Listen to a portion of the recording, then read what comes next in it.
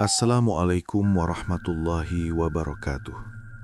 Sahabat pendengar dimanapun berada, terima kasih sudah meluangkan waktu untuk hadir dan menyimak kisah ini.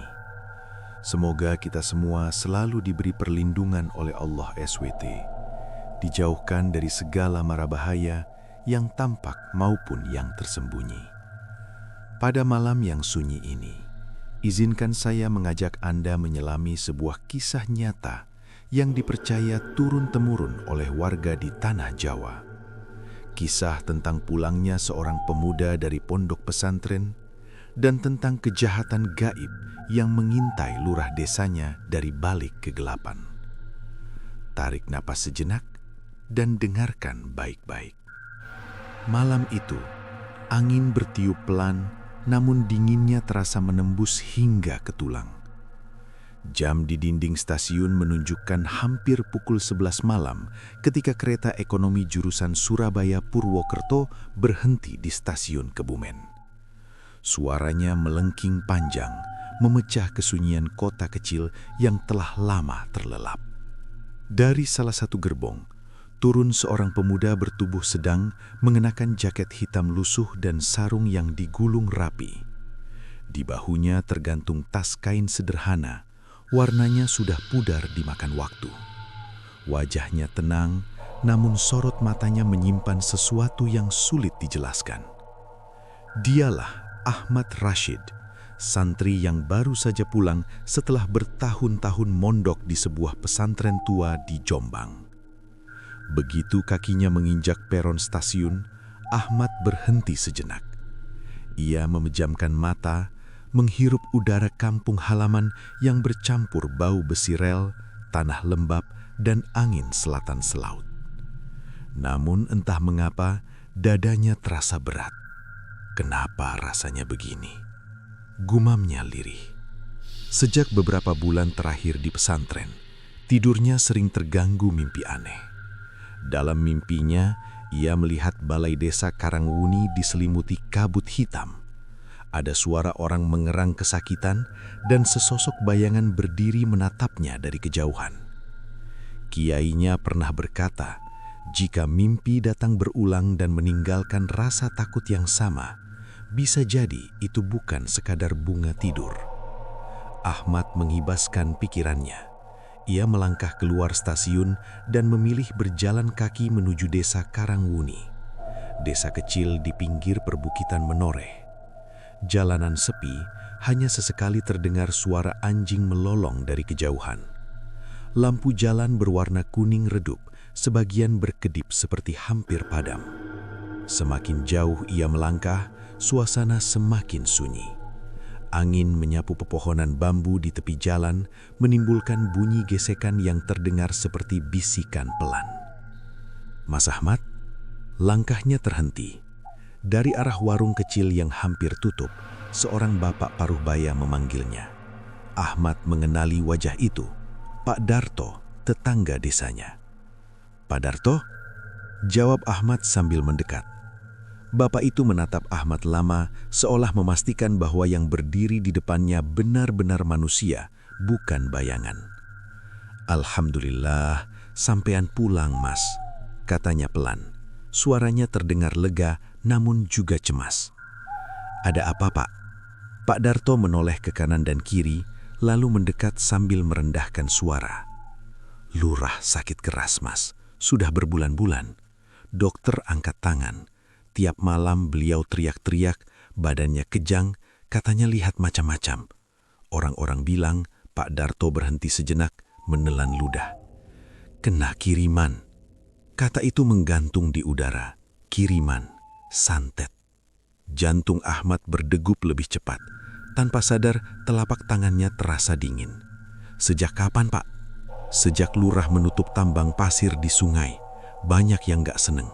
Sampai sekarang, rumah lurah kayak rumah orang berduka. Sepi, tapi hawanya enggak enak. Jawab Pak Darto jujur. Ahmad berpamitan dan melanjutkan perjalanan. Kini langkahnya lebih cepat. Jalanan tanah menuju Karangwuni terasa lebih gelap dari biasanya. Saat melewati sebuah jembatan kecil, ia tiba-tiba mencium bau anyir seperti darah bercampur tanah lembab, padahal tak ada apa-apa di sekitarnya. Bulu kuduknya meremang. Dalam hati, Ahmad membaca istighfar. Ia sadar kepulangannya ke desa ini bukan tanpa alasan. Seolah ada tangan tak kasat mata yang menariknya pulang tepat pada saat kejahatan gaib sedang bekerja.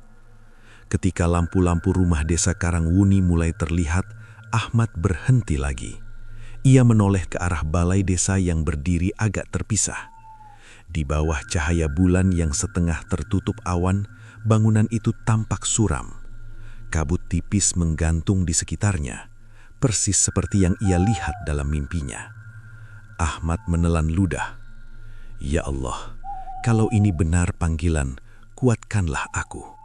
Dan malam itu, tanpa disadari siapapun, langkah seorang santri memasuki desanya sendiri, bukan hanya sebagai anak kampung yang pulang, tapi sebagai benteng terakhir melawan santet yang telah menargetkan nyawa Lurah Karangwuni. Kisah baru saja dimulai dan kegelapan belum menunjukkan wujud aslinya. Rumah Lurah Desa Karangwuni berdiri tak jauh dari balai desa. Sebuah rumah joglo tua dengan tiang-tiang kayu jati yang sudah menghitam dimakan usia. Halamannya luas, namun terasa kosong. Pohon sawo kecik di tengah halaman tampak merunduk. Daunnya bergerak pelan tertiup angin malam, seakan ikut menyimpan rahasia. Ahmad berdiri di depan pagar kayu rumah itu. Jam sudah menunjukkan lewat tengah malam, namun lampu di dalam rumah masih menyala redup. Tak ada suara tawa, tak ada televisi, hanya keheningan yang terasa menekan dada. Saat ia melangkah masuk, perasaan tak nyaman langsung menyergap. Udara di halaman terasa lebih dingin dibandingkan jalan desa di luar. Seperti ada sesuatu yang mengawasi. "Assalamualaikum," ucap Ahmad pelan. Tak lama, seorang perempuan setengah baya keluar dari dalam rumah. Wajahnya pucat, matanya cekung, seolah sudah lama tidak tidur nyenyak. Dialah Burini, istri Pak Lurah. "Waalaikumsalam," jawabnya lirih. Ia meratap Ahmad cukup lama. Lalu kedua matanya berkaca-kaca. "Sampean Ahmad dia, santri yang baru pulang itu?" "Iya, Bu," jawab Ahmad sopan. "Saya dengar Pak Lurah sakit. Saya ingin menengok." Burini mengangguk pelan, lalu mempersilahkan masuk. Begitu melewati ambang pintu, Ahmad merasakan hawa dingin menusuk telapak kakinya. Bukan dingin malam biasa, dingin yang membuat nafas terasa berat. Di dalam rumah, suasana jauh lebih mencekam. Lampu minyak diletakkan di beberapa sudut, seolah sering listrik mati mendadak. Dinding kayu memantulkan bayangan yang bergerak tak wajar saat api bergoyang. "Sudah berbulan-bulan begini, Mas." Suara Burini bergetar saat berjalan di depan Ahmad. "Dokter sudah datang.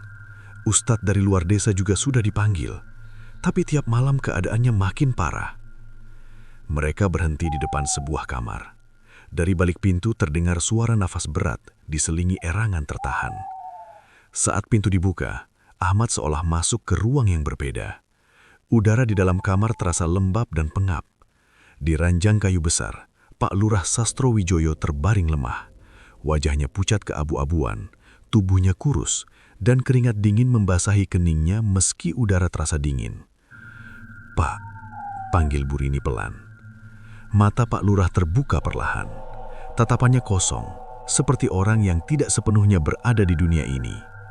Saat matanya menangkap sosok Ahmad, bibirnya bergetar. "Ahmad," suaranya parau. Kamu beneran pulang?" "Iya, Pak Lurah," jawab Ahmad sopan. "Saya dengar Pak Lurah sakit. Saya ingin menengok." Burini mengangguk pelan, lalu mempersilahkan masuk. Begitu melewati ambang pintu, Ahmad merasakan hawa dingin menusuk telapak kakinya. Bukan dingin malam biasa, dingin yang membuat nafas terasa berat. Tiba-tiba, lampu minyak bergoyang keras meski tak ada angin. Api hampir padam, lalu kembali menyala. Pak Lurah menjerit pelan, tubuhnya kejang. "Mereka marah. Mereka tahu aku berbicara," rintihnya.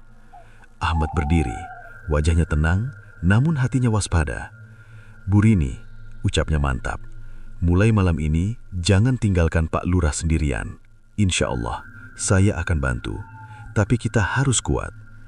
Bu Rini menatap Ahmad, harapan dan ketakutan bercampur di wajahnya. Mas, ini bukan urusan kecil. Katanya yang mengirim dukun sakti. Ahmad mengangguk pelan. Justru karena itu, Bu, kalau dibiarkan, nyawa Pak Lurah terancam. Di luar kamar, angin malam tiba-tiba bertiup kencang, membuat pintu rumah berderit pelan. Seakan sesuatu di luar sana mendengar niat Ahmad dan tidak menyukainya. Malam itu, Ahmad belum melakukan apapun. Ia hanya duduk menemani Pak Lurah hingga menjelang subuh. Namun dalam diamnya, ia tahu satu hal pasti. Santet ini bukan sembarang kiriman. Dan siapapun yang berada di baliknya tidak akan tinggal diam saat tahu ada santri yang mulai mengusik pekerjaannya. Kegelapan mulai bergerak dan pertarungan baru akan segera dimulai. Subuh di desa Karangwuni datang tanpa kicau burung. Langit masih kelabu ketika Ahmad melangkah keluar dari rumah lurah. Udara dingin menusuk kulit, namun pikirannya jauh lebih dingin. Semalaman ia nyaris tak memejamkan mata. Setiap kali Pak Lurah terlelap, tubuhnya bergetar seolah ada sesuatu yang menekan dari alam lain. Ahmad berdiri di teras rumah, memandang ke arah balai desa yang tampak samar tertutup kabut tipis.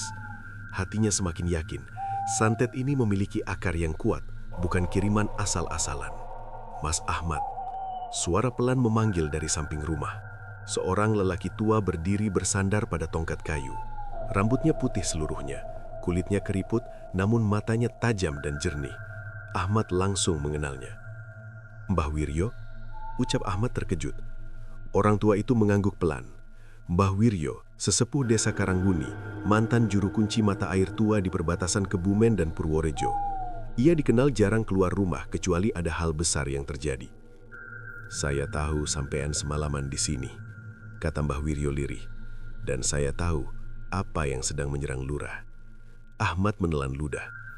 Mbah merasakannya juga. Mbah Wiryo menghela napas panjang. Tanah desa ini sudah gelisah sejak beberapa bulan lalu. Air sumur berubah dingin. Angin malam membawa bau kuburan. Itu pertanda ada ilmu hitam kelas berat yang dilepas. Mereka berjalan menjauh dari rumah lurah menuju sebuah bangku kayu di bawah pohon tua. Saat matahari mulai muncul malu-malu, Mbah Wiryo mulai bercerita. Yang menyerang lurah bukan sekedar ingin menyakiti, ucapnya serius. Ini santet pengunci nyawa. Korbannya dibuat lemah, jiwanya ditekan lewat mimpi, sampai akhirnya mati perlahan tanpa luka. Ahmad mengepalkan tangan. Siapa pelakunya, Mbah? Wajah Mbah Wiryo keras. Ia menatap ke arah barat, ke jajaran perbukitan menoreh yang tampak gelap meski matahari mulai naik. Ilmu seperti itu hanya dikuasai oleh orang lama. Orang yang pernah tinggal di desa ini, katanya pelan. Namanya Ki Darman Geni. Nama itu seperti petir di siang bolong. Ahmad pernah mendengarnya dari cerita orang tua dulu.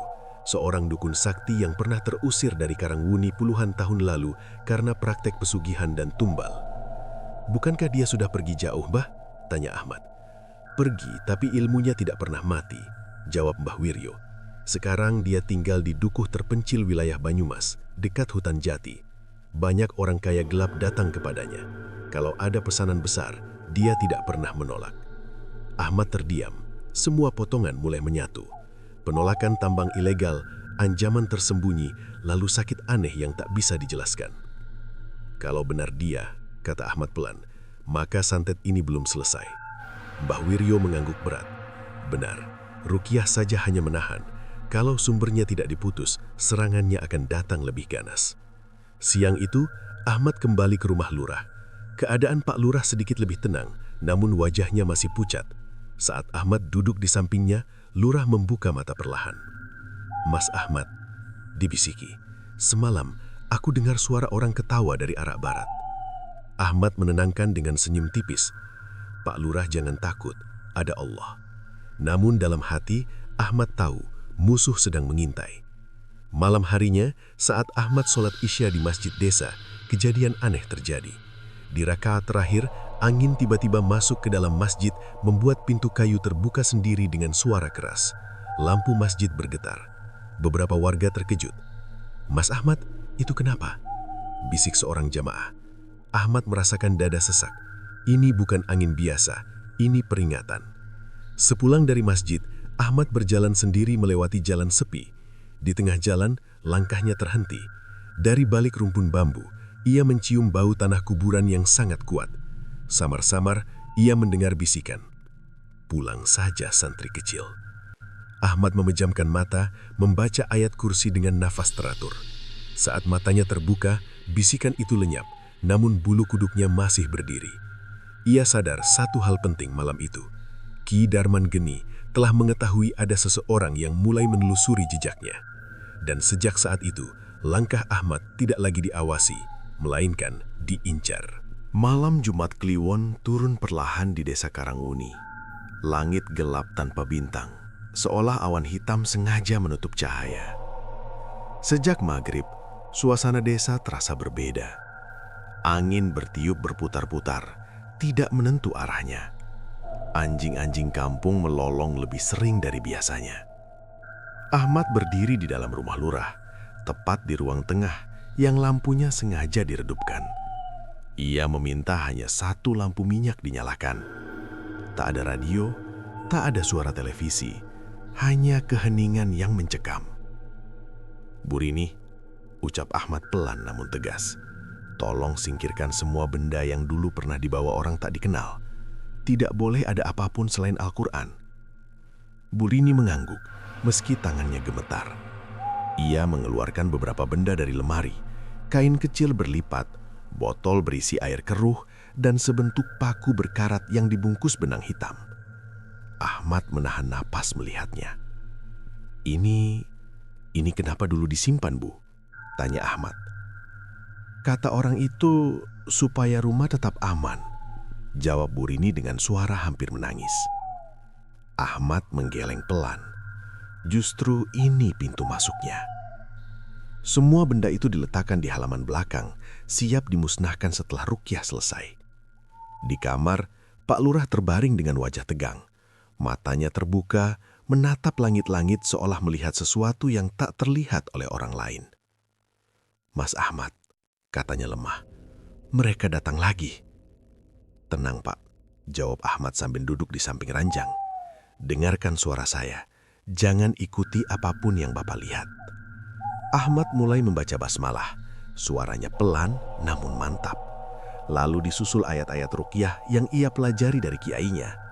Setiap huruf dilafalkan dengan hati-hati, seolah menjadi pagar yang disusun satu persatu. Awalnya, ruangan tetap hening. Namun ketika Ahmad sampai pada ayat kursi, tubuh Pak Lurah mendadak menegang. Jari-jarinya mencengkram seprai. Panas," erangnya. Keringat dingin mengalir deras. Lampu minyak bergoyang pelan. Apinya memanjang lalu mengecil. Ahmad melanjutkan bacaan. Kini lebih tegas. Getaran mulai terasa di udara. Dari sudut kamar, hawa dingin merayap seperti kabut tak terlihat. Tiba-tiba, Pak Lurah membuka mulutnya lebar-lebar. Namun suara yang keluar bukan suaranya. "Berhenti!" Bu Rini menjerit tertahan. Ahmad tetap tenang, meski jantungnya berdetak keras. "Keluar!" ucap Ahmad lantang disusul ayat penghancur sihir. "Ini bukan tempatmu." Saat itulah serangan balik terjadi. Lampu minyak padam seketika. Kamar menjadi gelap total. Angin dingin berputar kencang di dalam ruangan tertutup. Tirai jendela berkibar liar seolah ada banyak tangan yang menariknya. Dari bawah ranjang terdengar suara retakan halus seperti kayu dipatahkan perlahan. Bu Rini menangis sambil memeluk dinding. "Mas Ahmad, saya takut." Ahmad berdiri, tetap membaca ayat dengan suara lantang meski kegelapan menyelimuti. Ia menunduk dan melihat ke bawah ranjang. Benang hitam itu bergerak sendiri, melilit dan mengencang seolah makhluk hidup. Ahmad meraih air yang sudah ia bacakan doa, lalu memercikkannya ke arah ranjang sambil membaca doa pemutus ikatan. Sekejap kemudian, bau anyir menyengat memenuhi kamar. Pak Lurah menjerit keras, tubuhnya melengkung tidak wajar. "Panas, sakit!" Suara asing itu meraung. Ahmad menempelkan telapak tangannya ke dada Pak Lurah. Dengan suara bergetar namun penuh keyakinan, ia membaca doa pengikat dan memohon perlindungan Allah. Detik terasa seperti jam. Tiba-tiba terdengar suara krek keras dari bawah ranjang. Benang hitam itu terbakar sendiri, apinya biru pucat, lalu berubah menjadi abu yang menghitam. Angin berhenti, kamar kembali sunyi. Lampu minyak menyala kembali dengan sendirinya. Pak Lurah terkulai lemas, nafasnya teratur. Wajahnya tidak lagi tegang, seolah beban berat telah diangkat dari dadanya. Ahmad terduduk, nafasnya terenah. Keringat membasahi punggungnya. Namun sebelum ia benar-benar tenang, sebuah rasa dingin menusuk tengkuknya. Di telinganya terdengar bisikan yang sangat pelan namun jelas. "Santri, kau sudah melangkah terlalu jauh." Ahmad menutup mata, membaca istighfar. Ia tahu ruqyah malam ini berhasil memutus satu ikatan.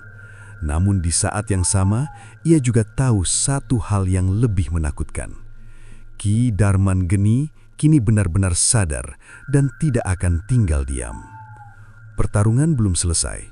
Ini baru permulaan dari perlawanan yang sesungguhnya. 2 hari setelah malam ruqyah itu, kondisi Pak Lurah memang membaik. Ia sudah bisa duduk, bahkan sesekali berbicara dengan suara lebih jernih. Namun Ahmad tidak merasa lega sepenuhnya. Ia tahu, santet yang kuat tidak akan berhenti hanya karena satu ikatan diputus.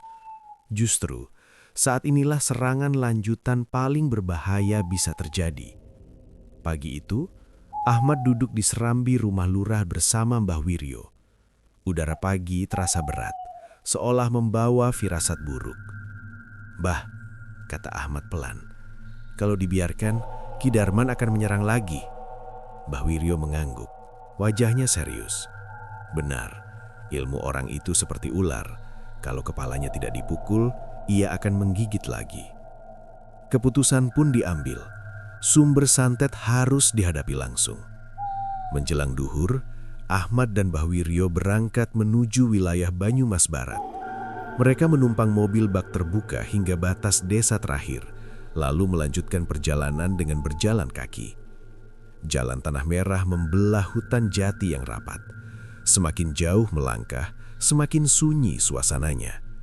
Tak ada suara burung, tak ada serangga.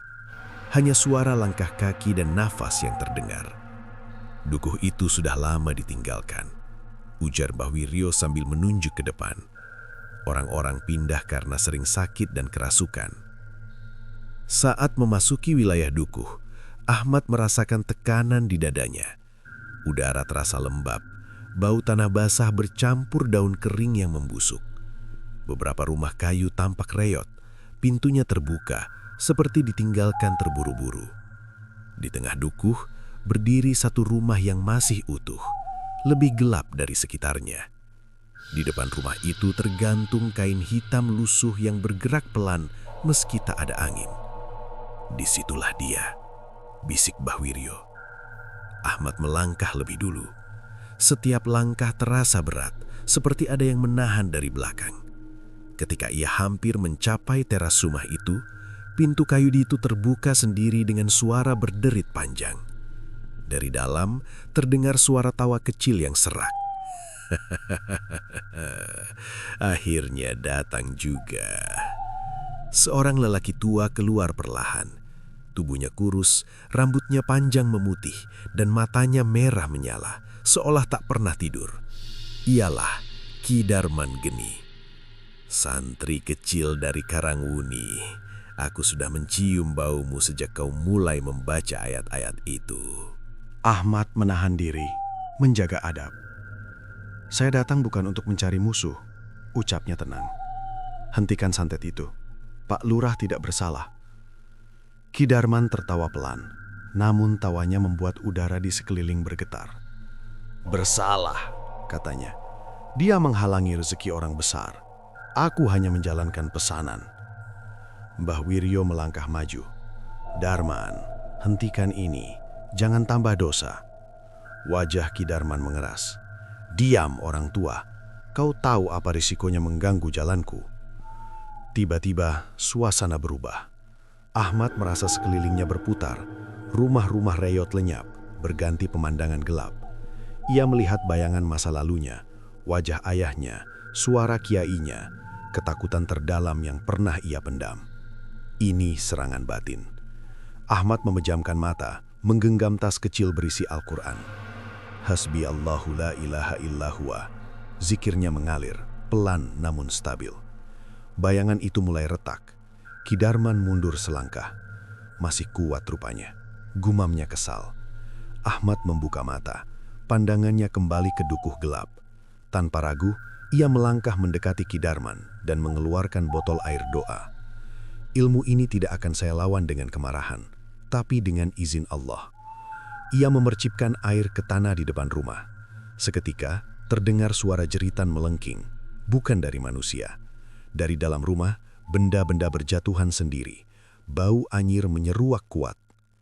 Kidarman berteriak, wajahnya berubah pucat. "Berhenti!" Ahmad melanjutkan bacaan doa pemutus. Mbah Wiryo ikut membaca dengan suara parau. Di dalam rumah, beberapa benda hitam, kain, paku, tanah kuburan terbakar satu persatu. Api kecil berwarna kebiruan menyala tanpa bahan bakar. Kidarman jatuh tersungkur, tubuhnya gemetar hebat. "Santet itu putus," bisiknya lemah. Angin berhenti, dukuh kembali sunyi. Ahmad menatap Kidarman dengan nafas berat. "Ini peringatan terakhir. Jika kau mengirim lagi, akibatnya bukan hanya ke dunia." Kidarman tak menjawab. Ia hanya terdiam, matanya kosong. Ahmad dan Mbah Wiryo meninggalkan dukuh itu tanpa menoleh lagi. Saat mereka melangkah keluar hutan, Ahmad merasakan dadanya sedikit lebih ringan. Namun dalam hatinya ia sadar, ilmu hitam memang bisa dipatahkan, tapi jejaknya selalu meninggalkan bekas. Dan malam nanti akan menjadi penentu, apakah santet itu benar-benar berakhir, atau justru menyisakan sesuatu yang lebih mengerikan. Malam itu, desa Karanguni terasa berbeda. Angin yang biasanya berputar tak menentu, kini bertiup pelan dan lurus, seolah alam ikut bernapas lega. Langit tidak sepenuhnya cerah, namun bulan tampak lebih jelas dibanding malam-malam sebelumnya. Ahmad tiba kembali di rumah lurah menjelang Isya. Begitu kakinya melangkah ke halaman, ia merasakan sesuatu yang tidak ia rasakan sejak pertama datang. Kehangatan. Rumah itu tidak lagi memancarkan hawa dingin yang menusuk. Bu Rini menyambutnya dengan wajah yang lebih segar. Meski masih terlihat lelah, matanya kini menyimpan harapan. "Mas Ahmad," ucapnya lirih, hampir tak percaya. "Sejak sore tadi, Bapak tidak mengerang lagi. Tidurnya tenang." Ahmad mengangguk pelan. "Alhamdulillah, kita lihat nanti malam." Di dalam kamar, Pak Lurah terbaring dengan posisi lebih nyaman. Dadanya naik turun teratur. Tak ada keringat dingin, tak ada getaran aneh. Saat Ahmad duduk di samping ranjang, Pak Lurah membuka mata dan tersenyum tipis. "Mas Ahmad," katanya pelan, "rasanya seperti baru bangun dari mimpi panjang yang gelap." Ahmad menunduk hormat. "Itu pertolongan Allah, Pak." Namun Ahmad tidak lengah.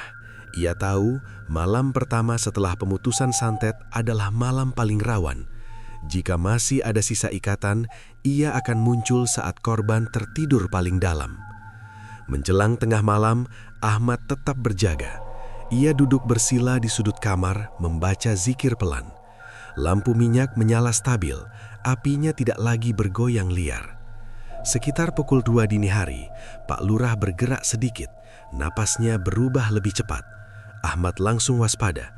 "Pak," panggilnya lembut. "Bapak dengar suara saya?" Pak Lurah mengangguk perlahan. Ada suara, tapi jauh, seperti orang memanggil dari lembah. Ahmad mendekat. "Jangan ditanggapi, tetap baca solawat." Beberapa detik kemudian, wajah Pak Lurah kembali tenang. Ahmad menghela napas lega. Tidak ada serangan susulan. Menjelang subuh, Pak Lurah tertidur pulas. Tidur yang benar-benar tidur, bukan pingsan atau tertekan. Untuk pertama kalinya dalam berbulan-bulan, ia bangun dengan wajah lebih cerah. Allahu Akbar, ucap Bu Rini sambil menahan air mata. Sudah lama saya tidak melihat Bapak setenang ini. Pagi itu, kabar membaiknya kondisi lurah cepat menyebar ke seluruh desa. Warga berdatangan bukan untuk melihat keajaiban, tapi untuk memastikan bahwa pemimpin mereka masih hidup. Di masjid desa, setelah sholat duhur, diadakan doa bersama. Ahmad duduk di saf belakang, memilih diam. Ia tidak ingin menonjolkan diri. Pak Lurah, meski masih lemah, berdiri di depan jamaah dengan suara yang mulai mantap. "Saya masih diberi umur," katanya, "dan saya yakin ini bukan hanya ujian untuk saya, tapi untuk desa kita." Beberapa warga saling pandang. Mereka paham ancaman yang datang kemarin bukan sekedar isu. "Tambang ilegal tetap saya tutup. Tidak ada kekayaan yang pantas dibayar dengan nyawa." Sore itu, Ahmad duduk di tepi sawah bersama Mbah Wiryo. Matahari hampir tenggelam di balik perbukitan menoreh. "Mbah," kata Ahmad pelan, "apakah semuanya sudah selesai?" Mbah Wiryo menggeleng perlahan. "Santetnya selesai, tapi bekasnya akan tinggal lama. Orang-orang harus dijaga, imannya dikuatkan." Ahmad menatap langit yang berubah jingga. Dalam hatinya ada rasa lega, namun juga kesadaran baru. Ilmu yang ia miliki bukan untuk satu pertempuran saja. Malam itu, sebelum tidur, Ahmad mendengar suara azan Isya mengalun jernih dari masjid. Tidak terputus, tidak sumbang. Desa Karanghuni seperti mendapatkan kembali denyut hidupnya. Namun Ahmad tahu satu hal, kegelapan memang bisa dipukul mundur, tapi cahaya harus terus dijaga. Dan keputusan besar mulai tumbuh di dalam hatinya. Keputusan yang akan mengubah jalan hidupnya selamanya. Hari-hari berlalu di desa Karanghuni. Luka yang sempat terbuka perlahan mengering, meski bekasnya masih terasa. Pak Lurah Sastro kini sudah mampu berjalan keluar rumah. Wajahnya kembali berisi, sorot matanya tidak lagi kosong seperti dulu. Namun pengalaman berada di ambang kematian membuatnya berubah. Lebih banyak diam, lebih sering berdoa. Suatu sore, Ahmad duduk di serambi masjid desa, ditemani suara anak-anak yang mengaji. Sejak kejadian itu, Ahmad diminta mengajar ngaji setiap sore. Awalnya ia menolak halus, tapi warga bersikeras. "Mas Ahmad," kata seorang warga tua, "desa ini butuh orang yang bisa jaga, bukan cuma dari yang kelihatan." Ahmad hanya tersenyum. Dalam hatinya, ia tahu, inilah alasan mengapa ia dipulangkan ke desa oleh takdir. Malam Jumat kembali datang. Ahmad berjalan menyusuri jalan desa sendirian. Tidak ada rasa takut seperti dulu, namun kepekaan hatinya tetap terjaga. Di beberapa titik, ia masih bisa merasakan bekas energi gelap. Di dekat balai desa, di tepi sungai Luk Ulo, dan di halaman rumah lurah. Semua itu tidak hilang sepenuhnya, hanya tertidur. Di rumah lurah, Pak Lurah memanggil Ahmad setelah Isya. "Mas Ahmad," ucapnya pelan, "saya berhutang nyawa pada sampean." Ahmad langsung menggeleng. "Jangan begitu, Pak. Itu semua kehendak Allah." Pak Lurah menunduk. "Sejak sakit itu, saya sering mimpi. Masih ada suara yang memanggil, tapi semakin jauh, seperti orang yang tenggelam ke dasar sumur." Ahmad terdiam sejenak. "Itu sisa ikatan batin, Pak. Selama Bapak menjaga sholat dan niat, suara itu akan hilang dengan sendirinya." Pak Lurah mengangguk. "Saya berjanji." Beberapa hari kemudian, kabar datang dari Banyumas. Ki Darman Geni ditemukan meninggal di rumahnya. Tidak ada luka, tidak ada darah. Tubuhnya kaku seperti orang yang kehabisan nafas dalam tidur. Warga sekitar hanya menemukan satu hal aneh. Seluruh benda ritual di rumahnya berubah menjadi abu hitam. Saat mendengar kabar itu, Ahmad hanya mengucap istighfar panjang. "Mbah," katanya pada Mbah Wiryo, "apakah itu balasan?" Mbah Wiryo menggeleng pelan. "Itu akhir jalan yang ia pilih sendiri. Ilmu hitam selalu menuntut bayaran." Malam itu, Ahmad bermimpi. Ia melihat desa Karangwuni dari kejauhan, disinari cahaya lembut. Namun di balik cahaya itu, bayangan gelap masih mengintai di luar batas desa, menunggu kesempatan. Ahmad terbangun dengan nafas berat. Ia duduk, mengambil air wudhu, lalu sholat malam. Dalam sujudnya, ia menangis pelan. Ya Allah, jangan biarkan aku lengah.